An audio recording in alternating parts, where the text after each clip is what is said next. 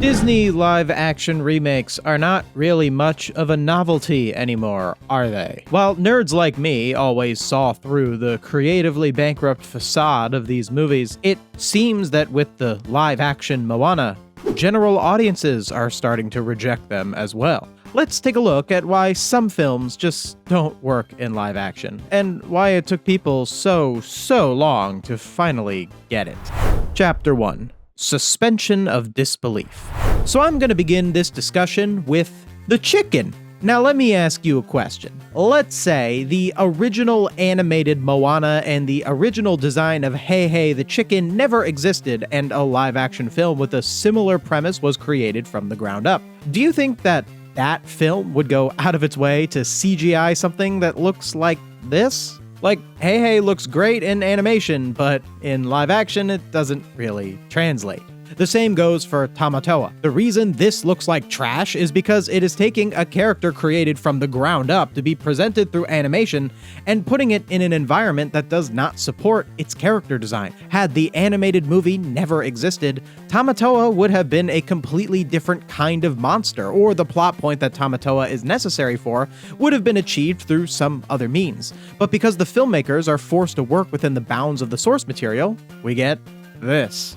But the character who really got it the worst in this regard is Maui. Like, just look at this character design. There's a reason that in the original movie, Maui isn't just an animated version of The Rock. Him looking like this communicates something about his character. This wide, imposing figure, coupled with an expressive face full of humanity, achieves the exact balance of supernatural being and human, which is, what a demigod is. The ethereal, larger-than-life concept of a supernatural being that is still very much a man is something that animation just has an advantage when it comes to portraying visually. This is just The Rock in a wig. And maybe perhaps there is a person out there who looks enough like the animated Maui, but if that person exists, are they a skilled actor? Are they able to do the choreography and fight scenes? And beyond that, would the studio even give them a chance over a big name? And even if all of those things aligned, we would still get, at best, an uncanny imitation of a character who was designed from the ground up to fulfill a specific role in a specific kind of story in the specific medium of animation. Live action also makes it impossible to properly portray Maui's animal transformations. In the animated movie, all of the animals Maui turns into look a little bit like Maui, whereas in live action, they only look like animal. In most of these live-action remakes, you have characters who don't read very well. For Moana, you got Maui, Tamatoa, and Hey Hey. For Little Mermaid, you've got Sebastian, Flounder, and Scuttle. For Beauty and the Beast, you've got the enchanted objects. For Lion King, you have everyone. These sorts of characters being out of place in live action has a detrimental effect on the suspension of disbelief in a film, which is the unspoken contract between creator and audience to follow and take seriously the story being presented.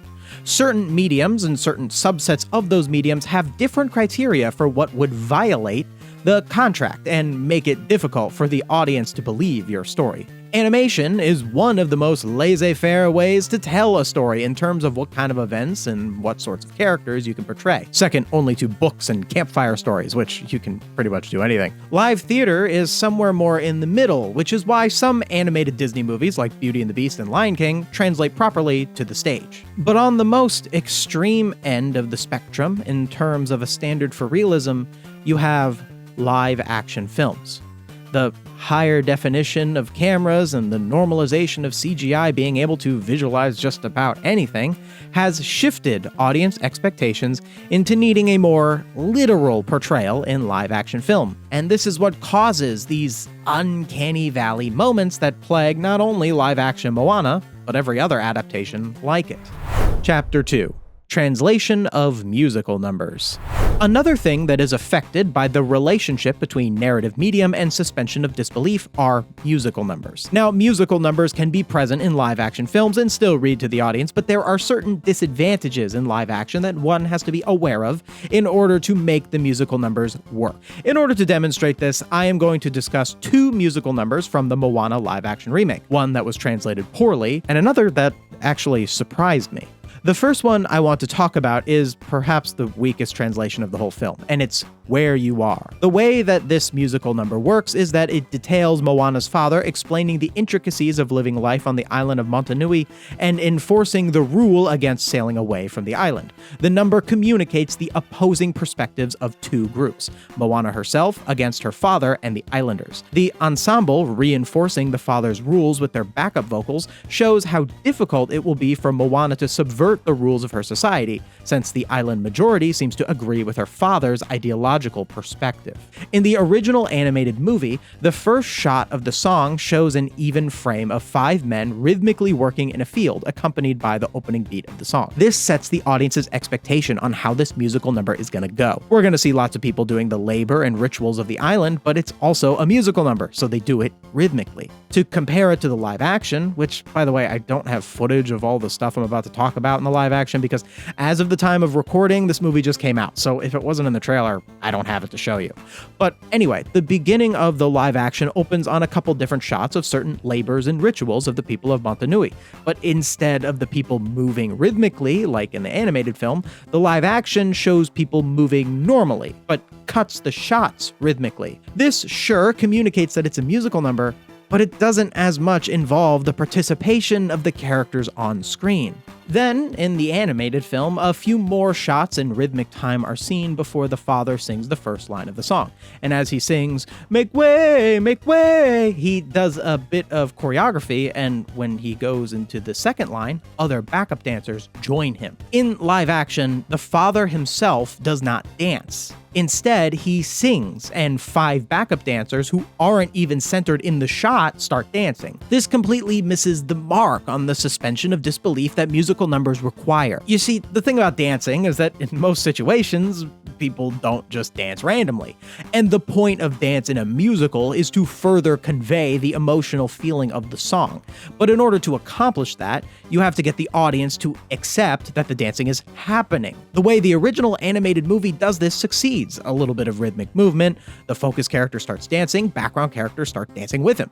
It seems small, but it's incredibly important to making us follow along with the song and pick up the important emotional elements that make us relate to the story. You can't just willy-nilly throw background characters out of focus in a shot and expect everything to be hunky-dory. And the reason that the animated version is one way and the live action is another way is because, well, one is animated and one is live action. This kind of shot where the characters move in this way only really reads in animation and doesn't have a direct live-action translation. Now, I think they probably could have done better than what they did with just have them dance off-center, but even if it were improved from that, it still would have been a downgrade from the animated movie. Consider the coconut.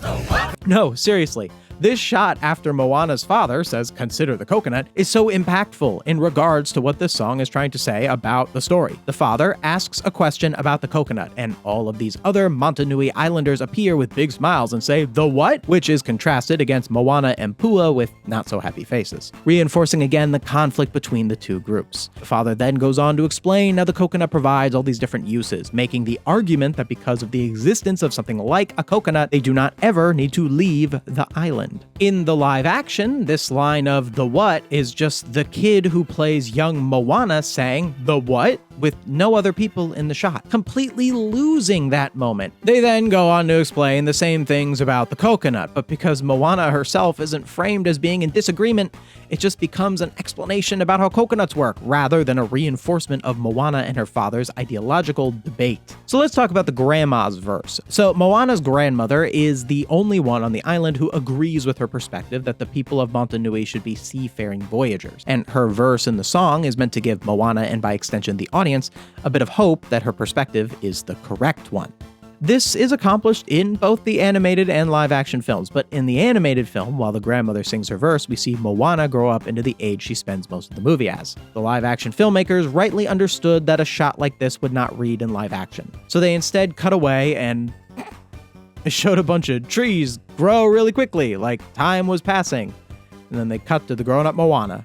Yes, it's that silly. So then the very last sequence of the song differs greatly between animation and live action. Just look at what we're seeing here in the animated film. Obviously, none of this is possible in live action, to make coconuts fall into baskets like that and toss them around. But after this more, I would call it interpretive dancing, with the baskets being that it's dance that doesn't actually exist within the universe of the story, but instead exists just for the audience's sake. The dance moment from this shot onward are in fact literally happening, and are more so cultural celebratory dances revolving around Moana rising into a more prominent role in governing the island. In the live action, there is no coconut basket dancing, just a bunch of random dancing in a field with lyrics that talk about coconuts but doesn't show them. And then, when it gets to the part where Moana presents herself in the ceremonial outfit, the dancing is again just kind of there. I can't tell if it's supposed to be representative dance for the audience's sake, or if it's ritualistic dance that exists within the universe of the film. The original animated film did such a good job at making this distinction, but here it seems that dance was placed haphazardly wherever the filmmakers felt there wasn't enough movement, rather than how it was placed in the animated film where it specifically communicated the story. There's one last difference that I think was the most glaring. This shot right here of the grandmother dancing by the waves is not present in the live action. This shot is right after Moana presents herself in ceremonial dress to her people. The lyrics she sings showing that she is just about all the way embracing her father's perspective and rejecting her own. And the look she gives to her grandmother here is the one indication that she will eventually go back on that. It's just not in the live action. Poof. Gone. And you know why I think it wasn't there? I think it's because the location they shot the scene at wasn't close enough to the beach to put the grandmother there. Whereas in animation, they could just animate it to be wherever they wanted. Kind of crazy, right? How something so crucial to the character's overall arc can just go away based on something so arbitrary. Of course, I'm sure there are many live action movies out there that have made similar creative decisions based on utilitarian restrictions. But most live action movies don't have an animated movie to directly compare to, so no one would notice. You know, people have been throwing around the term shot-for-shot remake to refer to the live-action Moana, and I think that I have just demonstrated that even if you don't cut any major characters or change any key plot points, there are still some crucial moments that can easily be lost in the translation to live action. And look, it's not so much that the live-action version of Where You Are is different that's the problem. I mean, come on. I'm open-minded, okay? I'm not like Moana's dad, all resistant to change. But the issue with how Where You Are is presented in live action is that it removes all of these things that made its animated counterpart work, and its replacements are either downright weaker or just plain clunky. It's clear that they didn't want to change anything from the original movie, and they would have preferred a shot-for-shot remake, but it wasn't actually possible.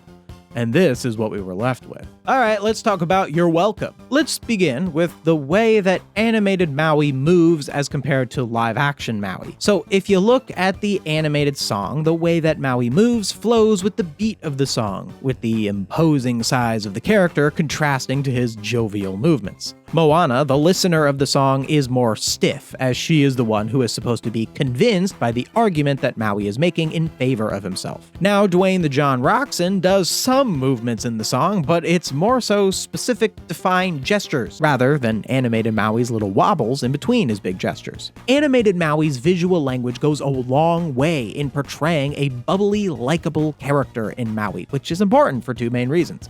One, Maui's character flaw is arrogance, and arrogant people are generally unlikable. So the way Maui moves and presents himself in the song makes up for that. And two, Maui is about to try to abandon Moana and toss her in the ocean a few times in the following scenes, so he really needs the audience to be on his side at least a little bit, and this song is the place where he needs to do that.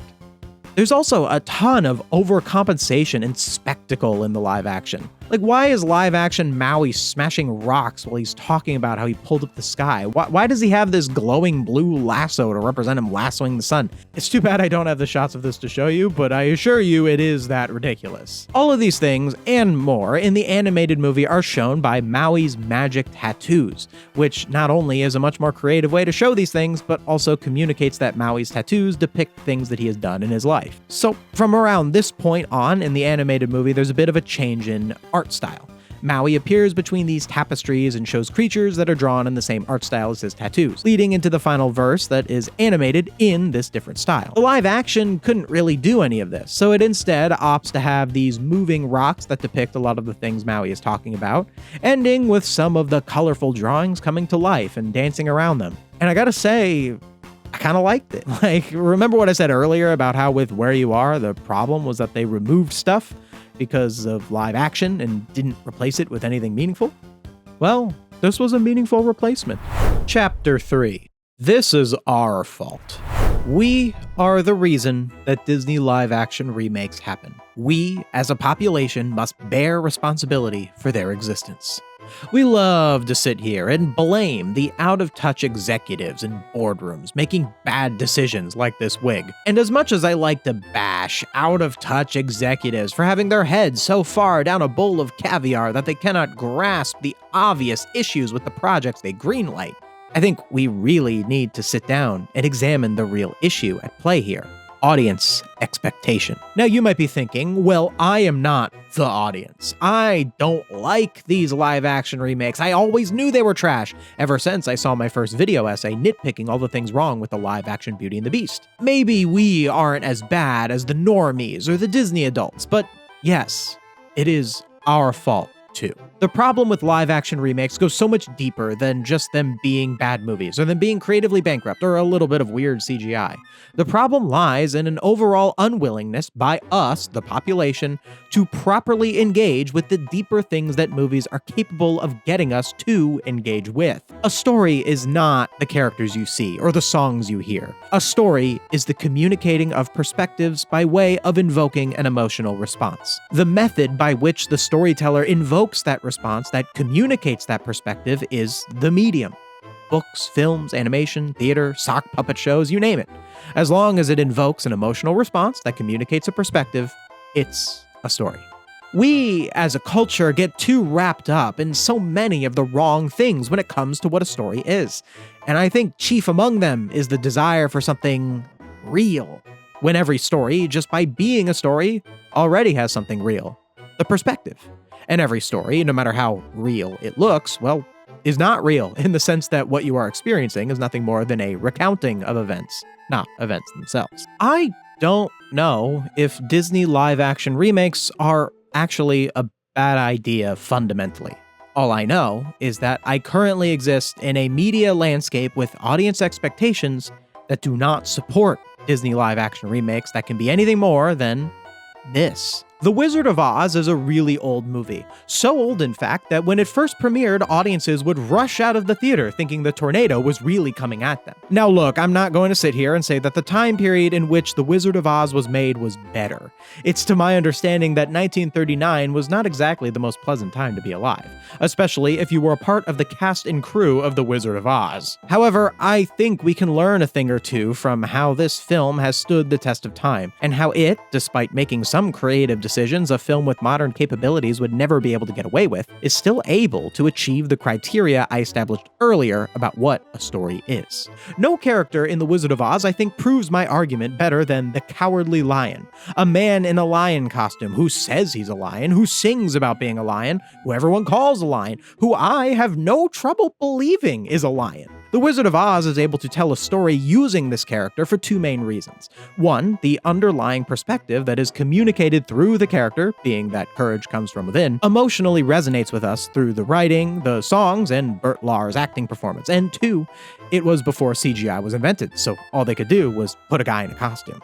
If there were a movie made this decade with this character in it, then it would just be some photorealistic CGI line that prioritizes looking real over anything else. Oh wait, that happened. I was quite satisfied with the Wicked films. Unlike just about every, if not every, animated Disney film, Wicked as a story can translate to live action. And the filmmakers, I think, did a good job at understanding how to make that translation work. There are certainly some criticisms you could levy at the Wicked films, but overall, I would call them a successful adaptation, which is not a badge of honor I would grant to live-action Moana. But there was one thing about the Wicked films that bugged me, and it was the animals. See, a major plot point of Wicked revolves around the oppression of the talking animals of Oz, and because the Wicked films were made in the 2020s and not 1939, the animals all had to look like animals. And this severely limited the emotional response we would have to these animal characters, because we by default view them not as sapient beings, but as animals, which in turn weakened the anti-racism perspective that was the heart of the story. Did it completely ruin the movies? No, the voice acting performances of the animals and the reactions of the human characters around them helped, but I couldn't help but think that maybe if a character like Dr. Dillamon looked a little bit more like his Broadway counterpart, the emotional response I would have had to what happened to that character would have been stronger. But I can't even get mad at the people behind the Wicked movies for making the decision to use CGI photorealistic animals. Really, I don't think they had much of a choice. I think who is really to blame is us, the mass audience, who care about all of the wrong things. The people behind Wicked had a binary choice: either use photorealistic CGI animals or don't make the movies. And I think making the movies was the right choice. This is different from something like the CGI Lion King, where the people behind that movie had the same choice, and I think don't make the movie is what they should have done. And this leads me to why I think I enjoyed the final verse of live-action Moana's "You're Welcome." Since in the original source material, this final verse is already so out there, the filmmakers felt like they were given a free pass to just this once not make everything so darn realistic. And yeah, it looked fake. It looked like a set. It's supposed to. It's a movie. Chapter 4: The Ideal Media Landscape. Real quick before we get into the next chapter, just would like to advertise channel memberships in my Patreon. I'm going to start trying to do a little bit more with that for the more dedicated fans of the channel, so please, if you can consider checking it out, link in the description. So let's for a moment imagine an ideal media landscape with a fully media-literate population who understands the social function of stories, with no out-of-touch executives, with creatives who aren't encouraged to make things look as realistic as possible, but are instead only encouraged to tell the best story they possibly can. In such an ideal media landscape, would there even be a live-action Moana? Would there be Disney live-action remakes at all? To tell you the truth, I don't really know. Moana specifically doesn't have as much going against it in terms of it being in live action as opposed to other comparable animated Disney films. Like, the character who really makes the least sense in live-action Moana is Tamatoa. And I know Shiny is an iconic number, but you could write around him. Now, this would be a hard pill to swallow, sure, but it's not like Lumiere or Sebastian, who also don't work in live action, but would have been much more noticeable if they were removed. In an ideal media landscape, I think audiences would understand that a character like Tamatoa wouldn't be able to translate to live action and would be able to appreciate him in the animated version. And in the same ideal media landscape, the creatives behind the movie would be competent enough to come up with a suitable replacement for Tamatoa. Maui would be an uphill battle to adapt properly, and there would be no way to top the animated version for all the reasons I said earlier. But I don't think you would have to completely remove him from the story. You just need to accept that that would be one element that would be weaker than the animated version, and find some ways to compensate for it. Now, look, we all see Disney live-action remakes for what they are. A cynical way to just do the same movie again, and as more and more of the general audience starts to realize that, we're gonna see more box office bombs. And while I think this is the reason why Disney pushes these movies, and I think it's the reasons why they fail as creative projects, I do want to acknowledge that the repeating of a story is, and always has been, a part of the arts. It's just that before the invention of the projector screen, it was a matter of necessity that stories be repeated, because it was the only way that new people could actually experience them. We all know this is how theater works. It's why theatrical productions are able to run revivals of pre-established shows where new creatives can give their own take on the story. Is not a live-action remake just another way of trying to do that? And couldn't that be a way for stories to grow? Is the only problem with live-action Moana just its execution? To be honest, our media landscape is so bad, I don't think I can really properly tell. I remember a time where Disney live-action remakes were, to me, the big bad of Hollywood creative bankruptcy, the absolute worst part of the arts. Now, they hardly take up a place in my mind. I'm too concerned with what generative AI is going to do to the arts. I'm too concerned with how streaming services have made it impossible to get more than 8 episodes of a show every 2 years. I'm too concerned with how apathy towards the continued pushing of mediocrity keeps on spreading. I see live-action Moana, and I'm just like, I don't know, at least real people made it and I'm sitting in a movie theater because the bar is just that low. But all of these problems stem from the same source, the misunderstanding of what a story is supposed to be. In case you already forgot, it's the communication of a perspective through invoking an emotional response. If the mass audience understood this really simple principle that makes consuming media so much more enjoyable, by the way, we'd either see the end of live-action remakes entirely, or we'd keep seeing them, but we wouldn't mind them. Let me know what you think. Can Disney live-action remakes work in an ideal media landscape? Or are they just another symptom of creatives not being willing to let go and move on from successful finished products? Let me know in the comments below, and thank you so much for watching. If you'd like to hear about another failed live-action remake, you should check out my video on the Avatar: The Last Airbender live-action. Or if you want to see some of my live stream content where I rail against generative AI-related stuff, check out this link right here. Thank you so much for watching, and I will see you next time.